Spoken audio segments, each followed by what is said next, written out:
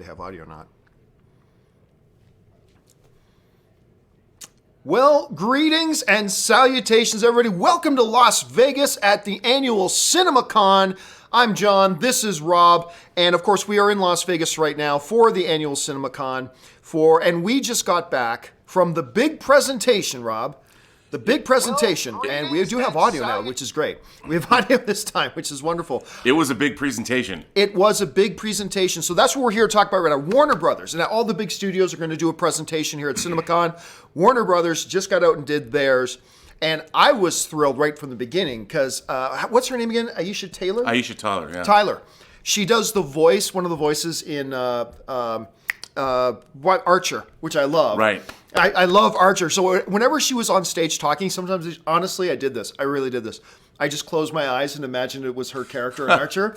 And it was so cool. Rob, they showed us some stuff that we were not expecting. Absolutely, they did. I was giddy like a little schoolboy. Oh my God. Okay, now, first of all, a lot of people saying, oh, did they announce what they're doing with Green Lantern? Like, this isn't the place where the studios come and make announcements. Right. They sometimes do, but there were no announcements per se made at this thing. It was stuff they showed us. And we gotta start. One of the first things Aisha let us know was, or Rothman, right. Warner Brothers chairman Rothman said Toby Emmerich. Oh, that's right, it was Toby Emmerich. Emmerich. That's right. Came out and said, we're gonna let you guys be the first people to see the Joker. And I was like, what? They're gonna show us Joker? Because I thought we had to wait till tomorrow. So they show us Joker. Oh, and by the way, going into it, I said to you, and I said to a few other people, one of the things I'm really going to be curious to see is if anybody addresses the elephant in the room about Kevin Tsujihara. And sure enough, they did in a very classy... Yes, they did. Very classy way because... Toby Emmerich was at the front. He gave his big speech about the state of Warner Brothers. And he said, by the way, we need to mention...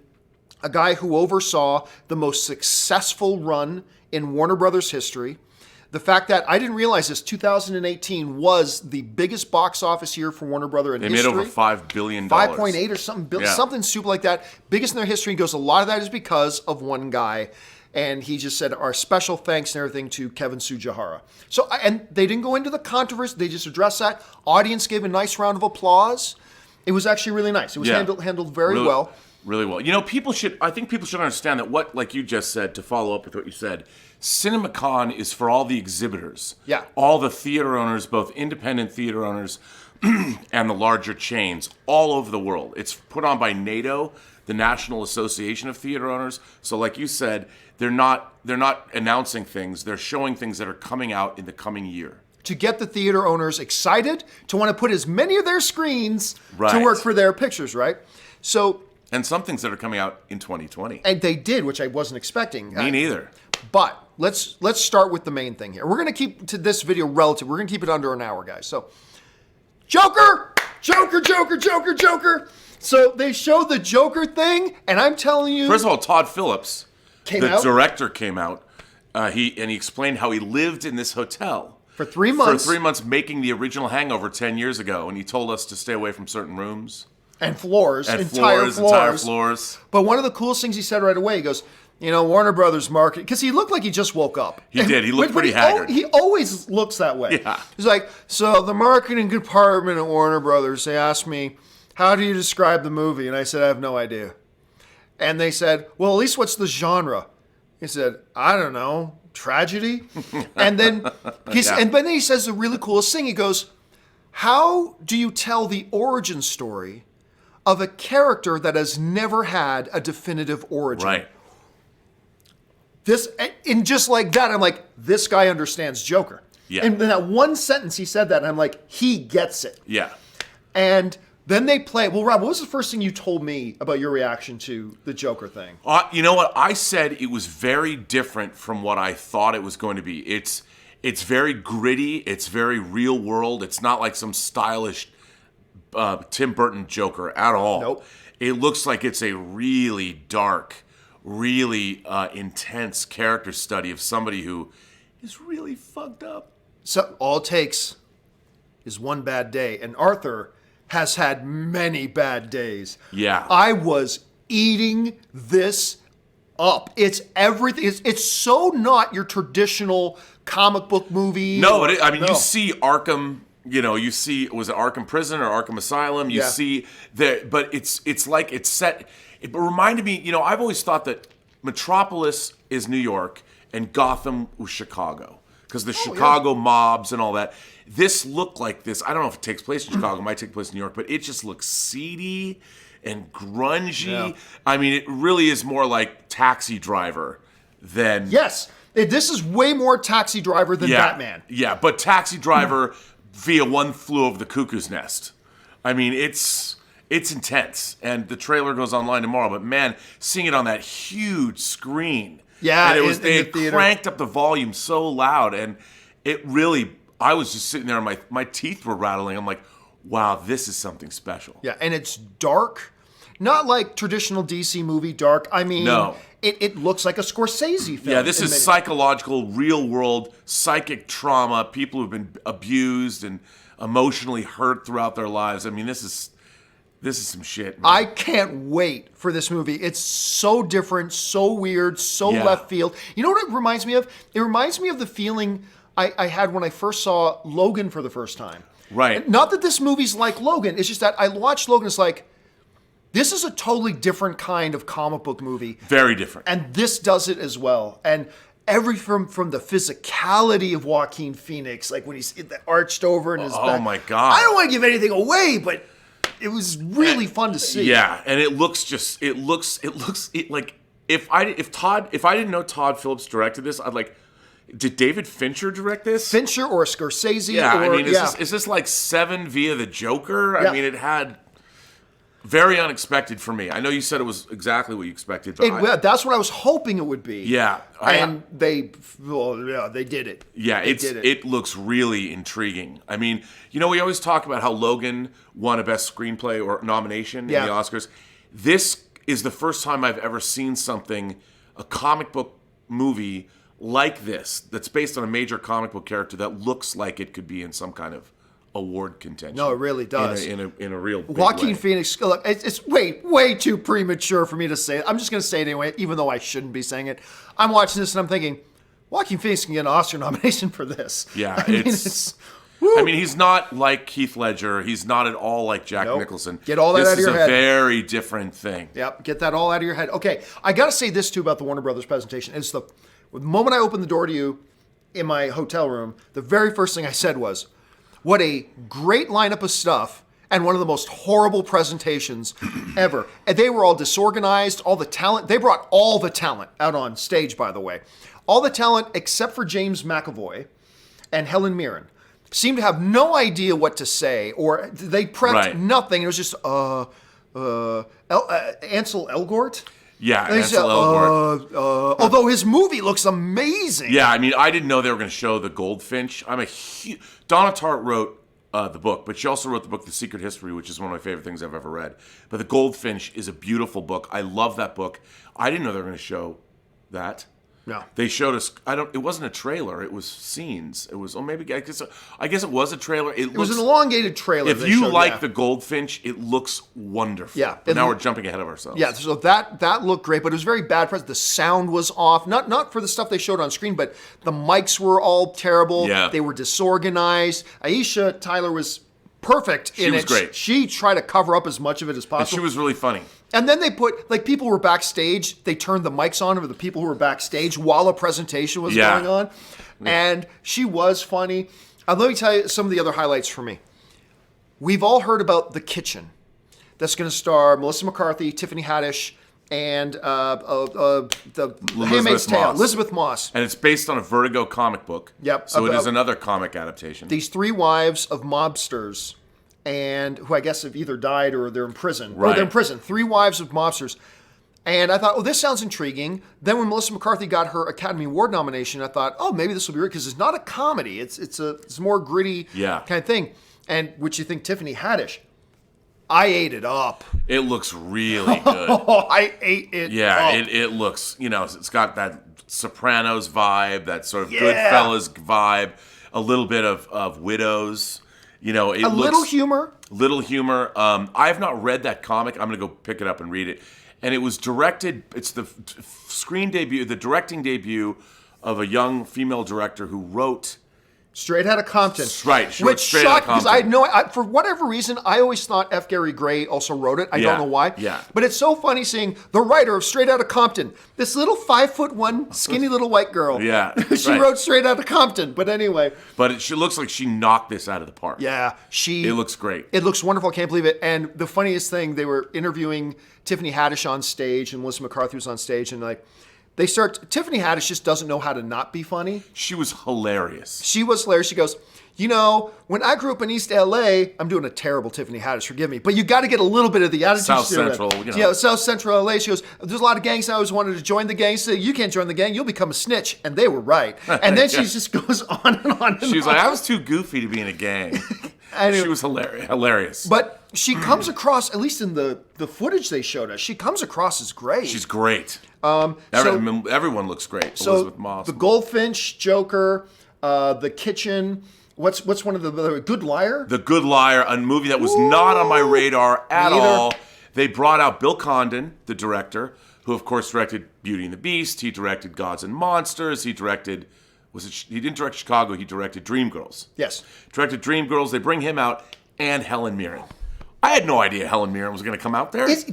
When she walks in the room, don't you feel like you're supposed to kneel? Yes. Like when Helen Mirren comes in the room, you almost feel like you need to bow or genuflect or something. She is still such a gorgeous, gorgeous woman, and this movie, The Good Liar, she plays like a really rich woman whose husband and she's looking for love on the internet and finds Ian McKellen. And Ian McKellen, who plays this character named Roy, is not everything he appears to be. Con man. Apparently, there's big revelations and twists. They don't want you to know what it is. But that was not on my radar. It looks, again, elegant, like an incredible thriller. It just looks fantastic. Looks fun. And Helen Mirren had the line of the day in it. Because you got to understand, this is the conference for the movie theater owners. Right. But Helen Mirren's out on stage. And she goes, she's talking to the theater owner. She goes, thank you so much. You guys create this. The movie-going experience is the best. The lights go down. The anticipation builds. She goes, now, don't get me wrong. I love Netflix, but fuck Netflix. Which brought the house down. Yeah. I mean, everyone's like, woo! It was hilarious. It was really funny. Because you didn't know what she was going to say. No. And it started out, everyone could then swear.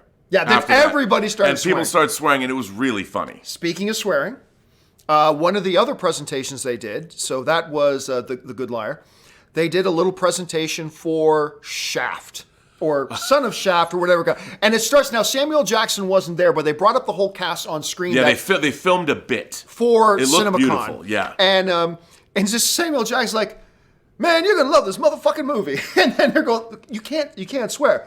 Did I fucking swear? And this is on and on. Yeah, it was great. They had Richard Roundtree and then the kid that plays his son. I mean, it looks like it. We've seen the trailer, but it looks like it's a lot of fun. I love the bit they filmed. I mean, it was that was really good. It was really good. What else do we got from some of the dramatic stuff? I mean, The Kitchen, The Good Liar, the Goldfinch. Oh, Edward Norton's. Oh, that's Motherless Brooklyn. Yeah, which has been in the news lately because that a firefighter died. Yeah. A firefighter died because he went into this building and didn't know it was a movie set. And he got trapped, and he actually lost his life. But the movie looks fantastic. It's set in the 1950s. Bruce Willis is this cop, a detective that gets either killed or detective wounded. or a private eye or something. And Edward Norton he's got a mental, like an affliction of some like a brain condition. Yeah, brain, and it looks great. And he has to avenge it. It looks really good. Alec Baldwin. Who else was in there? It was a big cast. I just remember. Really big cast. And so that looked really good. So that's another one. Well, okay, let's go over to the DC side for a second. So we already talked about Joker, which is great. They also talked about Birds of Prey. Yep, and they showed some footage. Showed us some footage from Birds of Prey. I still don't know how I feel about it, but Elizabeth Winstead, I'm in love with her. I've loved her ever since Scott Pilgrim Saves the World versus the World. So, I don't know. The footage they showed looked pretty cool. I have not been down with this movie, but I got to say the footage they showed was it was cool. brief. I mean, they didn't show a lot, but they did show the cast. And and they showed some of the scenes and things like that. And so that was interesting. That was a surprise. That lifted my interest a little bit. And then they showed us actual footage from Wonder Woman 1984. Yes, which they doesn't did. even come out till 2020. Not till 2020. What did you think about it? Look, it was brief. And I did love the scene, the golden lasso scene. In the mall? In the mall. I love, there's a scene where she that was takes good. down these two guys with a golden, her lasso in the mall. But it was clear these are very rudimentary effects.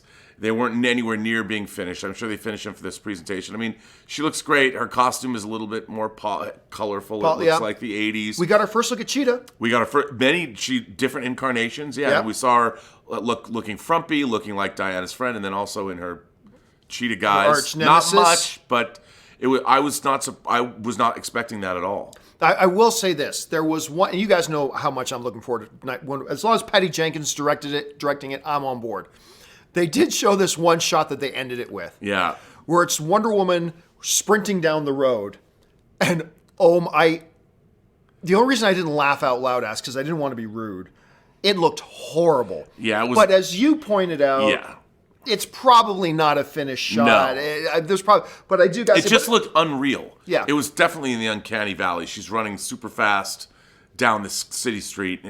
Covering 40 meters in 3 strides. Yeah. It's just like, and there was something CG about it too. Yeah, but they'll fix it. But you know what? I don't want to hold that against them because they could have showed us nothing, and they decided to come and show it to us anyway, and that was really cool. And hearing well, she was canoodling with Steve Trevor, and I was like, "What's up with that, yo?" Yeah, so there's a scene in the modern world, of course, for them, modern is 1984, right? Where her and Steve Trevor are walking arm in arm. Yeah, looking a little lovey-dovey. So he's there, and that looked good. But one of the more interesting things that Patty Jenkins said, we've heard she said this before, but she reiterated it.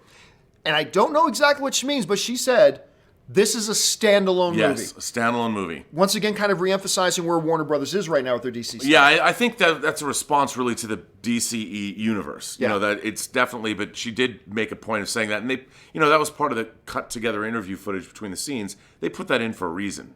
Oh, yeah. They've been emphasizing this is a standalone film. This universe is a standalone universe now. Yeah. All right, so let's go on. Another genre they decided to talk about here, which I got to admit, none of the films I'm very excited about, but the presentation of it was the best of the whole thing. Yeah. Animation. It was so good. What they did was they had Bugs Bunny, an animated Bugs Bunny on the Warner Brothers set. Driving him in a car. That's right, driving a golf cart. Like a golf cart. But he was animated, but everything else was real. Yep. So then he brings them into the Warner Brothers animation, and they had all the Warner Brothers animation doing this elaborate song and dance number, like any way you want, that's the way. Anyway, and they did this big elaborate dance number as they went from studio room to studio room in the 4 different animations they're doing. It was really good. It was fun to watch. I hope they put that online. It was the best part of the it was presentation-wise. It was the best part of the presentation. It was really good. They started with Justice League Pets. Right. I can't remember. Is that the name of it? Super Pets? Or DC Super Pets or DC something. Super Pets, whatever. They didn't have any footage, but they did show us the initial sketches and drawings. They look good. It looks kind of retro. It's cool. Then they moved into Tom and Jerry. Right. Directed by Fantastic Four director Tim Story, but whatever.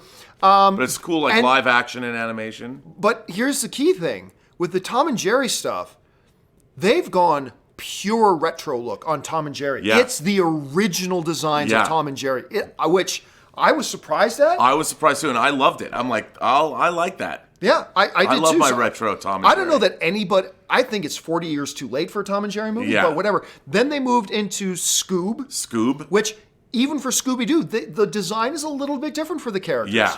More Shaggy and more animation-esque. I mean, more stylized. And then, of course, Space Jam. They did a big deal about Space Jam, but all within the context of this any way you want song and dance numbers. It was a great part of the. I didn't care all that much about any of the movies, but the presentation was great. Right, me too. I didn't care, but it was what they came to. And that was a great presentation, but it was what they came to after that. Are you talking about The King? Well, no, because the horror stuff came at the end. That's what I was going to say. That came at the end. I know. Before that, after the animation, was The King, and they showed us an elongated clip of Godzilla. Okay, yes. The King. Okay. Long live the King. I was going to put that all together. Okay. Everyone knows that I'm a massive Godzilla fan. They showed the emergence of Ghidorah, Ghidorah coming out of the Ghidorah. Ghidorah coming out of the ground for the first time, and Out of the all ice. 3 heads unfurling, and what he does to the poor military men that are in the way. And I was just sitting there like, oh my God. You know what I felt that I haven't felt in a long time? When Ghidorah's coming up out of the ice for the first time, and they have soldiers on the ground, and I keep forgetting Ice Cube's son's name. Oh yeah. But he's in there. Yeah. But And Kyle Chandler. and Kyle Chandler, Vera Vera Farmiga. Farmiga. So Ghidorah comes up out of the ice. And we've seen the one shot of the trailer when the wings go out. But they showed us this entire scene. whole scene. I felt the way I felt watching Jurassic Park for the first time when you first see the dinosaur. It felt so. Now, part of it might have been that Coliseum, because we were in the Caesar's Palace Coliseum, which is huge. It might have been seeing it on that big screen. Yeah, it but was. I looked at Ghidorah coming up out of the ice, and I was like, "Oh my God!" It was. It's everything you want from a kaiju movie. It was so. Mike Doherty, who I've known for years, the fact that he got to direct this. Because he loved Godzilla and monsters. He directed Trick or Treat and Krampus, and he wrote X-Men 2, and he wrote with he didn't write it alone, and he wrote Superman Returns. But this is you could tell from these scenes that he just got to just think up whatever he wanted to see. Like everything he ever dreamed of is going to be in this movie. So much destruction in what they showed us. All I could think about is all the people who whined about Superman's fight destroying things. Well, if Godzilla was a hero, he would have taken them outside of the city to fight. But whatever. There was so much destruction. My favorite thing, there was a gag where a fighter jet, a pilot, his jet's getting like chomped Destroyed. on. So he ejects from the plane. You see the guy eject out of the plane right into his mouth. Right into Rodan's mouth. Right into Rodan's mouth. And it's just like wham! And so they're certainly not pulling any punches. It looks great. It really does. Now, I know you're more excited about Godzilla than I am. Oh, my God. But I got to tell you what, it took it up a notch. I was really excited about that. But maybe the most quality-laden stuff that they showed was when they went into the presentation of their horror stuff coming up. And we'll leave the big one for last. But they start off with La Llorona. Yeah. Which looked really good. Looks really good. Looks really good. And then they did, of course, Annabelle Comes Home, which it was mostly just the latest trailer with a few other little extra things. Yeah. But the latest trailer looked really great too. What else do you touch? Everything. It's like, oh my God, you're screwed, Not kid. good. But then their biggest horror film of all time, the sequel to It. And they brought like the whole cast out on stage. The entire cast, both the Losers Club, both then and now. Young and older. So Jessica Chastain. She's shorter than I thought. She is short. Yep, She's very she's short. Speaking of short, James McAvoy came out. James McAvoy was there. Anyway, they all came out, but they showed a full scene from the movie involving Jessica Chastain. I'm not going to give away anything because I don't know if they're going to put this in a trailer or not. Right. So I don't want to give away anything that happens in it. All I'll say is that it was both hilarious and freaky as shit all at the same time. Yeah. And everybody in the audience was like, you could tell people didn't know whether to laugh or cry or like it was. It reminded me. It reminded me a lot of Exorcist 3, which is a movie I dearly love. There's a scene with this old woman, Mrs. Clelia, and you think she's all infirm, and at one point she's crawling on the ceiling. It was that kind of freakiness, and it looked great. One other horror film we should talk about too is Dr. Sleep. Dr. Sleep. They showed clips from Dr. Sleep, the sequel to The Shining. For those who now, it's the little kid from The Shining now grown up, played by Ewan McGregor. Yeah, they didn't have a lot to show yet. No. But it felt pretty cool. Like they show this one shot of Ewan McGregor looking very disheveled and with under a lot of anxiety, looking into a mirror, and he says "Red Rum" on the back. And then at the end over the credits, they played the theme music from The Shining. Yes, they did. Yeah, to make you know which was cool. I mean, I didn't expect to see anything from Dr. Sleep. Yeah, no, neither did I. I thought they just started shooting it not long ago. So I didn't know what they were going to show, but they showed us a bunch of that. Look, overall, as a presentation, somebody needs to get fired because that was horrible. But what they showed what they actually delivered, if their idea was to get the theater owners excited about the upcoming slate from Warner Brothers, job well done. 'Cause It looks like I got a stoked. really strong slate of movies. Yeah. Oh, and of course they talked Shazam. Right. But all the trailers have already played for Shazam, Right. so that's opening and this it week. opens this week. But Warner Brothers, I was very impressed by. I was also impressed by the diversity of their very going diverse from slate, the Goldfinch to Doctor Sleep, which are both literary adaptations, to The Kitchen, which is a graphic novel adaptation, to Godzilla. I mean, they really have a really strong. To Shazam, to one. I mean, And even though they're adapting other things, they're adapting books, we're getting new material. We're getting stuff that looks new, dramatic stuff we haven't seen before, that looks hard-hitting and really engrossing. I was really impressed. you know what film we forgot about? Talking about the diversity of their filmmaking and everything. Blinded by the Light. Oh my God. And that looks great too. If you guys haven't seen a trailer for anything for Blinded by the Light, I had not seen anything from it. So they played a big preview for it here. And I don't know if it's a Pakistani kid or I think it is. Indian or whatever, but who growing up in London, who becomes obsessed with the music. It's based on a true story of the guy who wrote the book, who becomes obsessed with the music of Bruce Springsteen. And that totally starts to guide his life. Right, and he's from a traditional Pakistani family. The writer was there, and the cast was there. The writer, yeah. Directed by the woman who directed Bend It Like Beckham, if you like that. Oh, movie. that's right, yeah. She was there. And It looks great. It looks really good. I cannot go, which is killing me, but then they announced that they're screening it here at Cinemacon tonight, but I can't go to it. So I'm just going to have to catch it when I can. But so that looked really good. That was that. What was your big takeaway from the presentation? Well, my takeaway was, one, their whole slate excited me. Yeah. Because it looks like we're getting a lot of, for people talking about, oh, I'm tired of comic book movies and all that. Yeah, we saw Birds of Prey and Wonder Woman, but and Joker. But even Joker doesn't look like a traditional comic book movie. I just like the fact that we're going to get some adult dramatic fare. Some really interesting movies made for adults. Yeah. That I was very excited about that. And it really looks like all of those movies are great. Yeah. I mean, there wasn't one that I went, eh. Like even The Good Liar. It looks so good. It looks so good. I gotta watch that. Like I just, my big takeaway from this thing was that, they started it off by saying, we pride ourselves at making a very diverse film slate. Yes. Not just diverse as in, we did Crazy Rich Asians, but different types of movies. And when they did their presentation, all I thought was, Warner Brothers may be the best complete package of a studio out there today.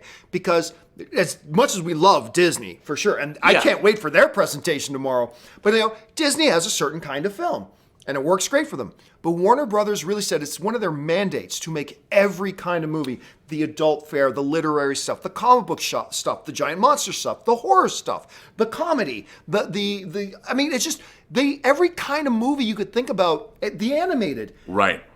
They put it all together, and the fact that you think that just Disney's dominating. Last year, 2018, was their most successful year ever.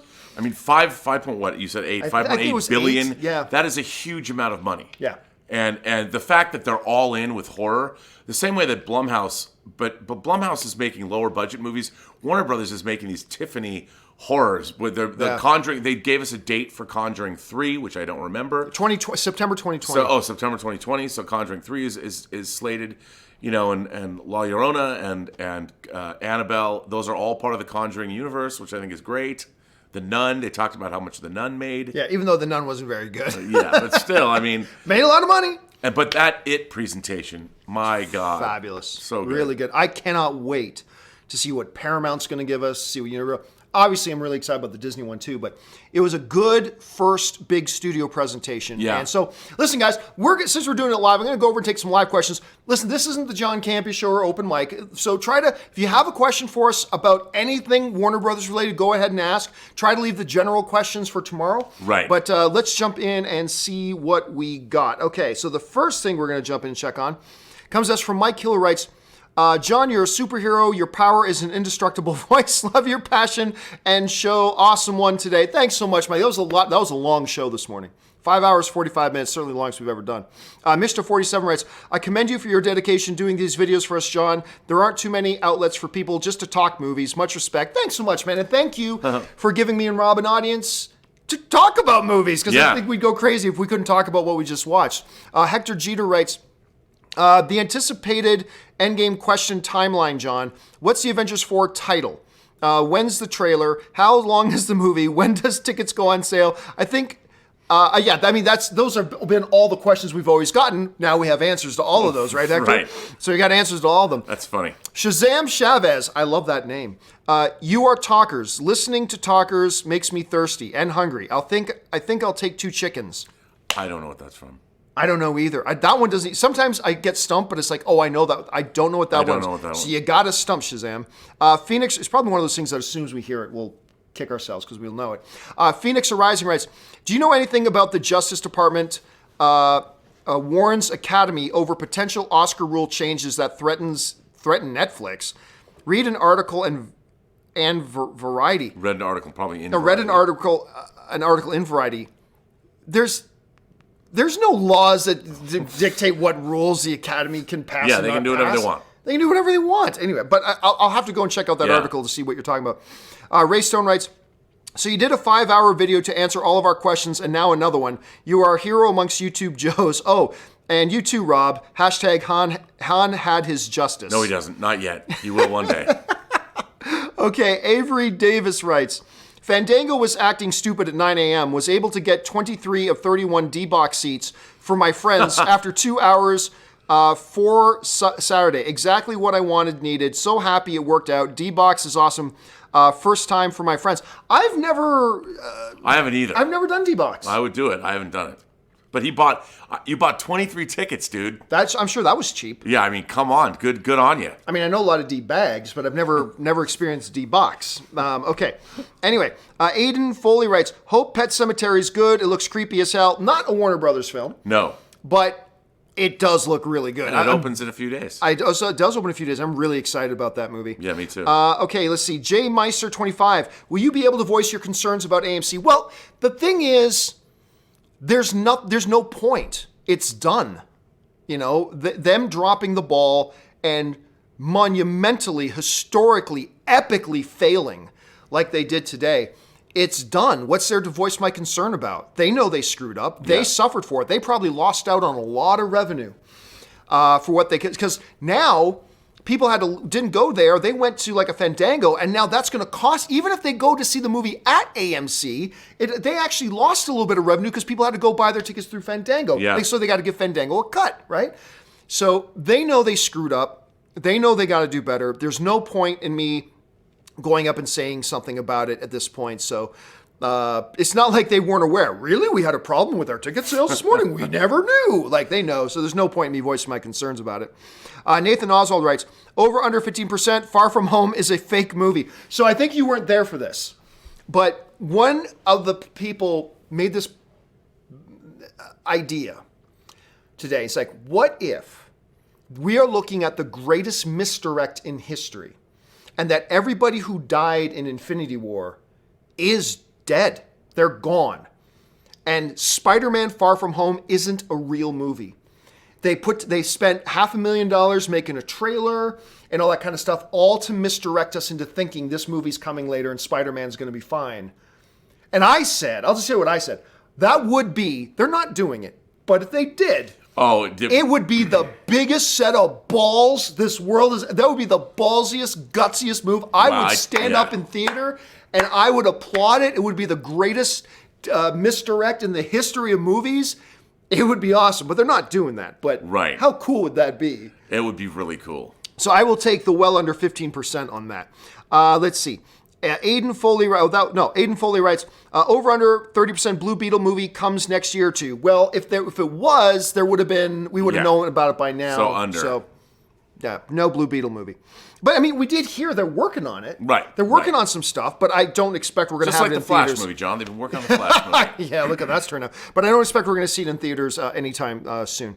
Eric Brooks Where'd Eric go? Oh, Eric just sent a super chat to support us. Thanks, Eric. Carter James writes, the handshake in the Endgame trailer is Tony. Guys, we're here to talk about the Warner Brothers thing, but okay. The handshake in the Endgame trailer is Tony and Ant-Man, not Tony and Cap. Look closer. They cut to a close-up, and it's Ant-Man's suit.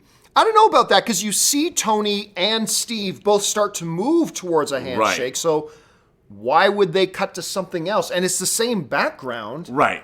I mean, I think the sentiment is there, too. Yeah, I mean, maybe, but why would they? What's the point in doing that? We were there, and they clearly did do a handshake. Film Boss writes, greetings from Australia. Greetings, Film Boss. Endgame tickets purchased for Wednesday morning, Wednesday night, Thursday, Friday, Saturday nights. It better not suck. And that's one of the things we're talking about today, right? It's like for all these people buying all these tickets all at once. Yeah, I just can't imagine it will suck. No, I can't imagine it. I mean, look, even Steven Spielberg's made a bad film. And the Russo brothers, God love them, they're not Steven Spielberg. No. So if Steven Spielberg can have a bad day at the office, anybody can have a bad day at the office. But I think they're probably going to bring this one home. I think so. I think they're going to bring this one home. Okay, let's see. Phoenix Rising writes, I think the handshake... Everybody still wants to talk about... Guys, we're here talking about the Warner Brothers presentation. But anyway, Phoenix Rising writes, I think the handshake is a misdirect. Tony's shaking Ant-Man's hand, not Cap's. If you look close, you can see. But here's the question I would have for everybody. What's the point of that misdirect? Tony and Cap never shake hands in the movie. They actually hate each other through the whole movie. I mean, they're in the same frame together talking. Whenever you're going to suggest something as a misdirect, I have to ask, okay, what are they misdirecting? When people thought that Tony and Nebula might be a misdirect in the Quantum Realm suit march. Right. Well, what they're misdirecting is that Nebula and Tony get back to Earth. There's a misdirect. If you're saying Tony and Steve talking to each other saying, do you trust me? I do. And then they start to motion towards a handshake. Misdirecting was showing Tony and Ant-Man shaking hands. What's the purpose of that? Yeah, that's not. Yeah, if you're going to say something's a misdirect, you got to say, what is it they're misdirecting? And I just don't see what the point of that one would be. But who knows? Maybe we'll find out it's true. All right, let's see here. Jared McBride writes, John and Rob, you guys rock. Keep up the great work. Thank you so much, Jared. I appreciate that, man. Let's see. Terrell Wise writes, who will deal the final strike to... Who wants to talk about Endgame? Nebula. Yeah, you're thinking Nebula? She's going to kill him. I can't disagree.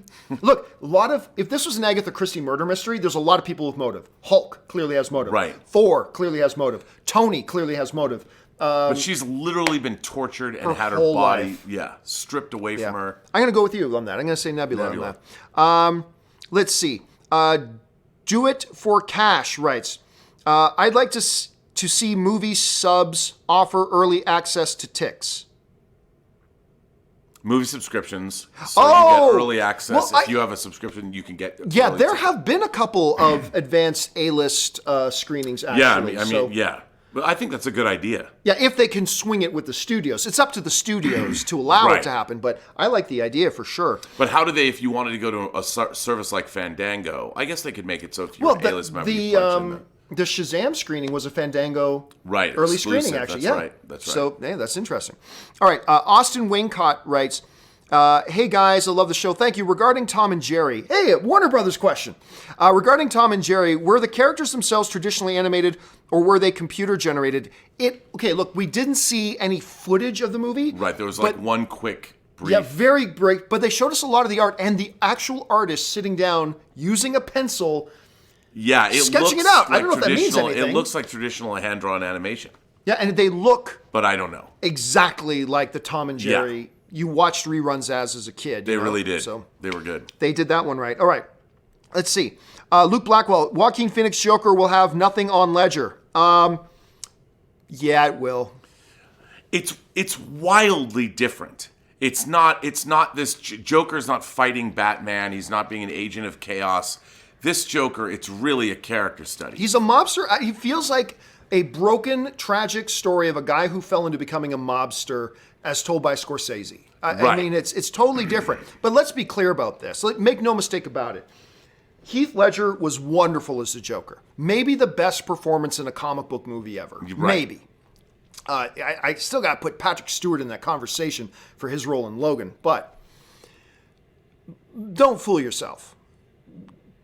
Heath Ledger was not in the same league as an actor as Joaquin Phoenix is. Heath Ledger, when he was on, he was quite good. He was really quite good. But he was often also not all that good. He was a hit and miss actor a little bit. When he was on, he was great. I mean, I really liked him as Skip Engblom in The Lords of Dogtown. Well, yeah, and of course, Brokeback Mountain. Yeah, fantastic. But he's not in the same league as Joaquin Phoenix. And this Joker thing, it's very different. Yeah, I mean, to different. compare and contrast, I'm going to have to see the movie, but it's just a different thing. It's not, like, you could compare them, but why? Yeah. Because they're not, it's a different deal. Yeah, but don't go running around saying this won't compare to that when you haven't seen it, because this looks like it could get him like a legit Best Lead Actor Oscar. But it's just a very different kind of a performance. All right, and I think we're getting down to our last question or two. And let's see what we got here. K Major. Oh, a few more people fired some in. Guys, I got to ask you, no more questions because we got to wrap this up so we can go grab dinner. K Major writes, I'm watching all the Godzilla trailers like, holy hell, how does Godzilla win this one? Ghidorah looks boss. He does. But one of the things I noticed, King Ghidorah, I'm trying to say that now, is definitely taller than Godzilla, but Godzilla's girth, right? I mean, it's... Godzilla is like the Mike Tyson of That's a great analogy. When Mike Tyson is just a big, brawling destroyer. When he was at his power, one punch. That's Godzilla. That's Godzilla. Mike Tyson was Godzilla. All right, let's move on here. Phoenix Rising, handshake Mr. X Tony, kills Cap. Laugh out loud. He goes, psych, bang, pulls out a gun, shoots him in the face. Okay, let's see here. Master Nameless writes, John, check AMC app. Tell me what movie is missing. Oh, well, I can't do that right now, but I got a feeling I know which. Yeah. But my question is, are you looking on the right date? Because if you're just open up the app and looking for... you got to go to the 25th. You got to go to the date, so double check that. Lee Sandoval writes, any gossip about the Batman going on? Thanks, guys. None. There was zero. They did mention it once, but only as in we have a bright future for our DC thing. We've got Birds of Prey coming. We have this, Matt Reeves' Batman, and that's it. It got a mention. But nothing else. I expect we're going to get some information come Comic-Con. I think that's what they're going to say that for. Let's see. Where are we at here? Dr. Borkmaster writes, can you guys talk about the It scenes? We can't. I don't want to give anything away because honestly, neither. If it was a trailer, we would go right into it. If it was a trailer, this was most of it was a full on scene. It was a full scene they showed, and I don't know if they're going to use this scene in marketing stuff or not. So all I can say it was awesome. It's awesome. And it involves Jessica Chastain. Which is by itself. And somebody else. And somebody else. But yeah, so just in case, if they show it in a trailer, we will tell you, hey guys, remember when we were talking about the It thing? That was the scene. Yeah. But I'm going to wait to see if they actually make that part of their marketing or not. Let's see. Samuel Phillip writes, wait, so La Llorona is in the Conjuring universe? You know what? They said something that made me go, wait a minute. Because it's a couple of points. They refer to it as the Warner Brothers horror universe. They referred to the Conjuring universe a couple of times, but then as an overall thing, they refer to it as the Warner Brothers horror universe. And I didn't know. Do you just mean that as, hey, it's just in our horror family? Or did you suggest that maybe it's all interconnected? I thought it was. I thought it was part of the Conjuring universe. Maybe it's not. Maybe I could be wrong. But I thought it was part of that. Yeah, I'm a little bit unclear. Having just been, maybe if we bump into somebody from Warner Brothers, because it's all the same. The ghosts, it's the same. They're behind you, and the camera pans around, and maybe Vera Farmiga shows up at the end of it and takes La Llorona's brooch and takes it down to their basement room thing. Maybe that'll happen. Let's see. Matt Fitzpatrick writes, John and Robert streaming live in Vegas together is just as good, if not better, than any MCU crossover. Well, thank you very much. We appreciate that. We are having a good time in Vegas, and have that again. I really enjoyed this Warner Brothers presentation. I did too. It was unexpected. Yeah, it was worth the trip, and it was so much stuff. It went on for 2 hours. Yeah. I mean, it was really, really good. And made me really excited for the other ones to come. Oh my God! But what a strong slate of films. Yeah, wonderful. So well done. Congrats to everybody at Warner Brothers. Fabulous slate of films they've got put together here. Okay, so where are we at here? We're at Jared McBride, who writes, Do you guys think the Joker movie will be rated R or PG-13? It looked pretty R-rated to me. It looked R-rated to me. I'm going to guess they're going to reel it into PG-13. Yeah, maybe. And that's fine. You can do a lot in a PG-13 film. That's fine. But there's like a lot of psychological... Very mature stuff. Yes, it's very mature stuff. It's very much an adult movie. Yeah. There's nothing comic booky about it. No, not at all. All right, Stephen James writes, first time sending in a super chat. Thanks a lot, Stephen. Found this channel a few weeks ago. Am now hooked. Oh, thanks so much, man. Welcome to our film fan community, dude. Can't believe your dedication to this. Keep up the great work. Thanks so much, man. And it's seriously our honor to be able to be a part of a film fan community and to talk about films and to share our excitement and everything. It really is a privilege. So thank you so much for joining us, man. I really appreciate it. And I think our final question of the day, then we're wrapping it up, comes us from Christopher Harper, who writes, I cannot wait for It Chapter 2. You know, I thought, well, because of the way the miniseries did it and the way the book is, and because it's the Hollywood thing to do sequels, yeah, you got to do the obligatory Chapter 2. And I was looking forward to it. I'm going out of my head for it now. No, it looks amazing. Because, I love that book when it came out in 86. I mean, I read it over that summer, and just to see it realized in such grand fashion. But the way it looks...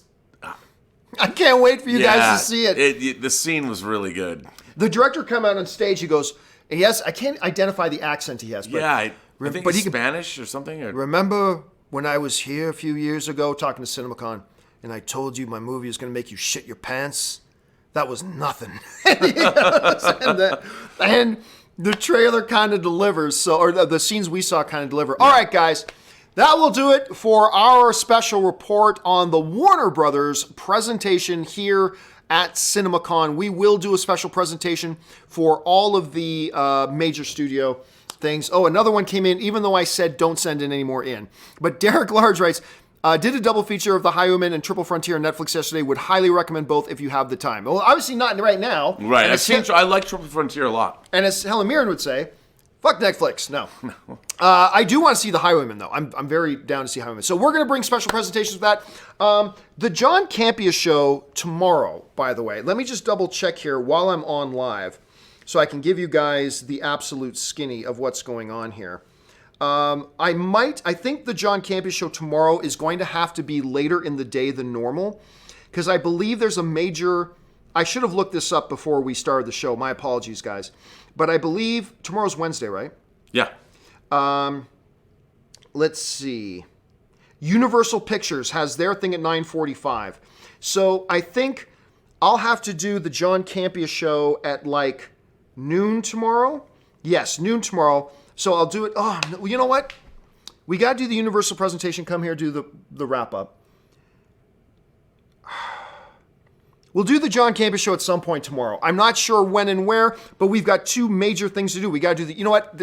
I'm just going to call it. There's no John Campea Show tomorrow. What we are going to do is a live wrap up of the Universal Pictures presentation. That's going to be in the morning. And then of the Walt Disney presentation, which is later in the afternoon. So we're going to do this 2 live streams tomorrow. Keep your eyes open for it. Okay, guys, that will do it for us. Thanks so much for being here. I'm John. This is Rob, and we'll talk to you next time. Bye-bye.